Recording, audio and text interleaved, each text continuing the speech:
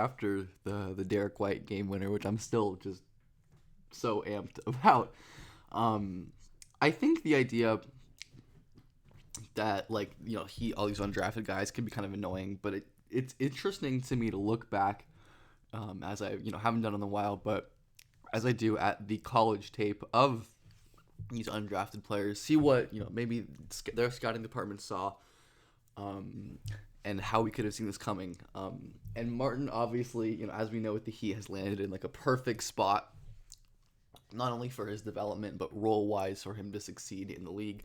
And he was always a bucket getter. Like that was the thing. Like Martin was a high usage on ball star at Nevada. Obviously, he was older. Had some other concerns on the court, but really, really explosive, good ball handler, strong. Could use a variety of finishing timings. I was always so impressed in the college tape, which translates to the NBA. He's able to size up his defender, blow right by him, and then take these long, like little hop, left, right, off foot finish. His finishing is really impressive, and he was just like a tough shot taker and tough shot maker. Ridiculous touch fadeaway there as well. I'm gonna turn that volume off. Oops.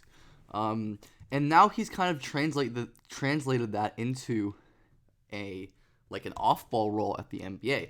I talk about this all the time, how most NBA role players weren't role players in college. They were stars. PJ Tucker, Torrey Craig, DFS, Robert Covington, all these guys were high-usage stars in college. And Caleb Martin is no different. But with, the benefit of a much better spaced floor, teammates to, have gravity, and for him to not be the primary defensive cover, even though at times in this series it feels like he is. He's been ridiculous in this Boston series, of course, which is the main reason why I wanted to do this now. Where Martin can do things like get screens, attack closeouts on a switch. He has a big, Robert Williams. Look at his strength. Caleb Martin was always a really strong guy. Look at him absorb Rob Williams coming in here with that wide base, finishing through contact with that beautiful little touch shot as well. Playing with this space floor and attacking closeouts has been so big. We see the explosion here, this kind of short, quick hop step, kind of similar to the play we saw here, where those short, hop step allow him to explode into that gap. This time attacking a closeout against Jalen and Time Lord, he was able to hop into that gap and get that inside hand finish off before the help rim protection could come and be a deterrence to him, once again allowing him to score there. He sometimes can be a little too reliant on the physicality and a little erratic as a driver, but he's been really good as just a general bucket getter for this Heat team. Again, who just, especially without Hero this playoffs and without Jimmy being himself, has been an amazing revelation for this Heat team. And of course is a very good shooter, draws that closeout.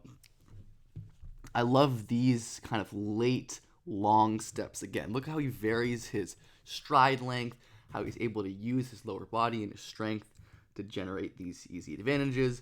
Again, the offbeat timing throws off Robert Williams' jump, and Caleb's able to get a wide open layup against a really fearsome rim protector at times in Robert Williams. So working as an off-ball kind of connector type piece, with a lot more space, has opened up a lot of room for Caleb Martin to be super effective. And there were some flashes of this again at Nevada, where playing with his brother Cody Martin, who's another really, really good player, just hasn't had the opportunity again.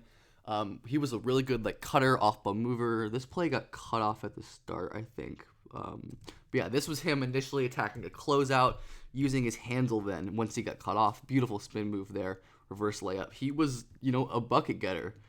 Martin was also a very impressive shooter, was a guy who could jab, face up, and hit from NBA range, and was also comfortable stepping back and hitting contested, space-created, self-created threes off the dribble. His shooting numbers were absolutely ridiculous, and I put them away for some reason because I'm dumb. I was going to show you Bartorvik, but I'll just tell you, 15 threes per 100 his last season at college. Was always a great shooter in terms of efficiency and volume over his time at Nevada. As we see lots of different kinds of shots, difficult NBA level primary shots on the ball, taking these tough volume, difficult threes. Was always, solid efficiency, high volume, self-creator, a lot of unassisted shots at the rim, in the mid-range, just a very like complete scoring package. And we see, especially in the playoffs, especially for a team like Miami that's like defense oriented, all it takes is for a guy like this who has this talent, and is able to come in and make it work. And he's not shooting as many pull-ups. Most of his jumpers are off the ball, catch and shoot, where he's able to spot out. Look how much smoother his jumper is now. I mean, I didn't really talk about this before, but Martin obviously had a super wonky jumper. Notably, the lower body was like flailing all over the place. It was very slow, had a hitch, and he's smoothed that jumper up so much. So again, credit to the shooting dev and credit to him as well, that he is a big threat coming off. I think shooting like well above 40% from three this playoffs.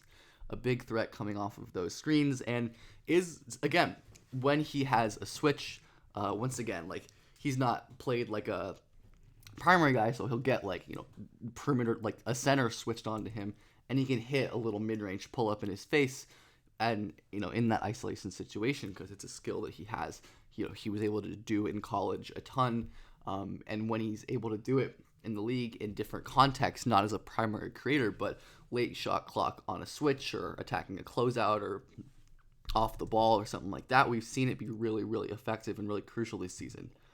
Again, these clips are getting cut off, but his cutting, was great in college again, and we saw a little bit of passing. The passing was always kind of his weakness, the decision making, and it still, isn't the greatest. He is a bucket getter first and foremost, and that's what he's been needed to do for this Heat team. What we're missing is he cuts backdoor, gets the ball here, and instantly is able to make this beautiful read. When Caleb catches the ball, there's not really anything here. As you can see, this looks pretty covered up, but Martin is throwing to space here, and he has a great understanding of where his defenders are going, and that they won't be able to help on this cut as well. And we've seen a little bit of that in this series as well. Again, looking very different, very spaced floor. Martin is like a roller, simple kick out. Nothing crazy in terms of passes, but there is real versatility, and just general, like, basic, simple, extra passes, which is all he really needs to do to fit into this Heat system with so many other quick decision makers, when he can just get buckets. Like, no one else on the roster really has this, especially with Hero, and Jimmy not playing as well. Like, this bucket getting has been so absolutely necessary. And that's not to mention, of course, Martin's defense has been good all playoffs, and he was an amazing college defender, like, always jumping passing lanes, rotating for blocks, a lot of good stuff. So, I mean, the Heat did a really good thing in believing in, like, an older guy who had a, like, legit skill set of need that they were able to identify, like a legit 6'5", 6'6", potential 3-level scorer, which we've seen at the NBA level, even if it looks different. Someone who, in a space floor, because he has those scoring tools that he flashed at a primary level in college, he can use his craft and his strength and his handle and his explosion and his touch to be a really effective secondary scorer in a pinch, which has been critical for Miami. And even if they blow this somehow, has been a huge part of them getting here. So Caleb, super cool prospect, super cool player. I've been very happy to see him succeed. And it was interesting to look back into what he was like in college, how he was winning, and how it's similar and how it's different to what he's doing now.